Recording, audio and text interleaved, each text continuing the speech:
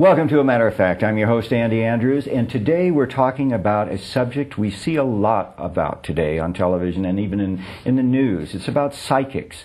There's a show on television today that they cross over to the other side and speak to the dead. There are also psychics you can dial an 800 number and find out what your future is going to be. And that's what we're going to talk about. And it's a subject that's very interesting to me, and it's more interesting after I met this person you're about to meet.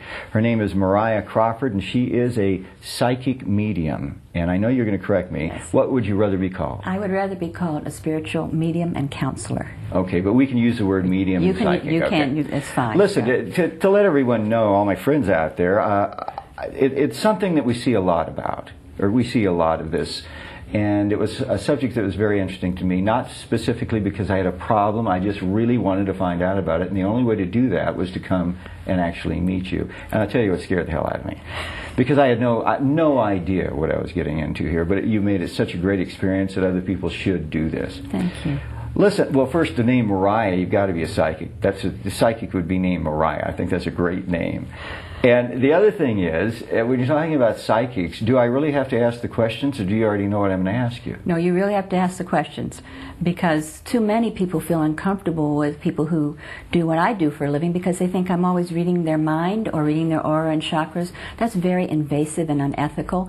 I could do it, but I wouldn't. It would be fun, wouldn't it? No, because it's unethical, because it's an invasion of privacy. So when people come and pay me, or friends will come and say, how's my aura looking today, and they've given me permission, then I'm glad to do it. But no, I may feel your energy, but Spirit would not give me blow by blow what's going on in your mind unless you asked me, because there is telepathy. But no, I am not reading your mind, okay. So you can rest. So there is a code of ethics. There should be more of a code of ethics for people who are professionals, as I am, and I belong to a professional organization, the National Spiritualist Association of Churches. We have ethics, and we are bound to follow those, not just from our own inner souls of the right thing to do, but because we belong to a professional group of churches and organizations. I think the first obvious question is, how does a person become a psychic? I mean, that's one I ask you, and I'd like for you to tell me. I mean, you don't go to school to be a psychic. Well, they do have schools that you can get. They do? Yes. Okay, well, let's go on. How did you get involved in being a psychic? Well, I came from a family of spiritualists in Sarasota, Florida, and I was brought up with this belief. And I was given spirit guides when I was only about 2 or 3 years old, so I've been working with the world of spirit all my life. And it's a very natural thing that I had to be quiet about until just about 10 years ago, when this sort of thing started to become more in.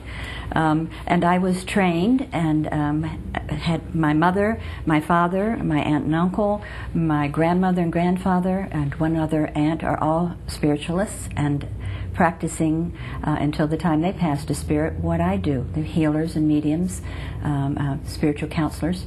So I came from this background. So it didn't just hit you one day. You have a history of this in your family. I have a history, but I had no intentions of doing this for a living.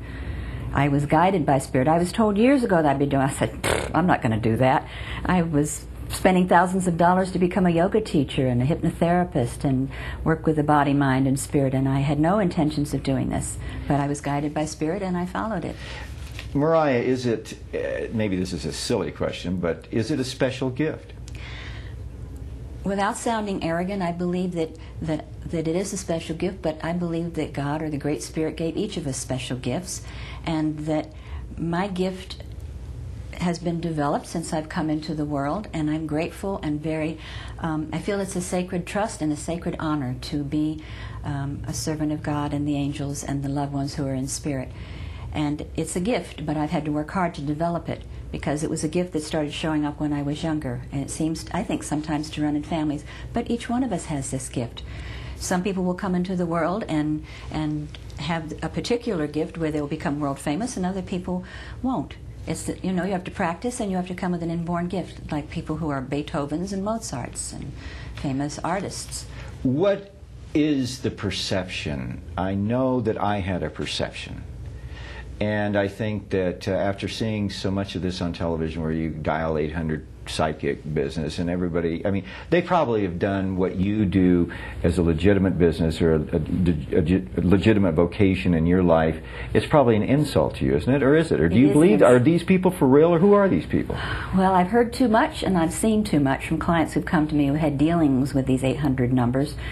And it offends me and my work and my ethics and how I do consider this a sacred trust. And they rip people off, they keep them on the line where they're not giving them much information, and they aren't trained people. And I know personally a person who did this, and she was shocked at the behavior and at how people tried to make her stay on the line who were in charge so that they could make more money. And there were people calling to see when they were going to receive their welfare checks, or some desperate people who were very ill or lonely, and they were taking advantage of them. That's part of my ethics too, not to manipulate or use or take advantage of people, but to help and to serve in the world to make this a better place and to help remind people who we really are. That we're all children of the divine, and we're here to help each other get through the world. Do you ever make any mistakes? Oh my goodness, yes. Any medium or psychic medium, whatever you want to call us, who says that he or she is 100% accurate all the time, you better run as fast as you can, because we are not always 100% accurate. I've been told by long-term clients that I'm about 85% accurate. And I'm thrilled to hear that, because we have to interpret, and then the client may misinterpret what's being given. We have to always have a clear ear. We have to always be feeling perfectly well. And I'm human. I live in a human body. All I do is make a commitment through prayer and my action in my everyday life to be the best channel that I can be for the world of spirit. Well, if you ever talk to anybody, it doesn't ever kind of slip in. I mean, all of a sudden you start knowing something about them, and you just have to keep your mouth shut. Yes. Because then that becomes discernment and discretion. I don't go out to restaurants, as I've heard about other psychics doing, and upsetting the waitress by saying, I can see that you're in the middle of a divorce and you're ready to file bankruptcy. I've heard of people doing this, and I would never dream in a million years of doing that. It's really cruel, and it's showing off. Well, it's one of those things that people like religion, and you and I had a long discussion about this. They want to debunk it. They want to find fault in it. And when we come back, let's find out maybe why they want to do that.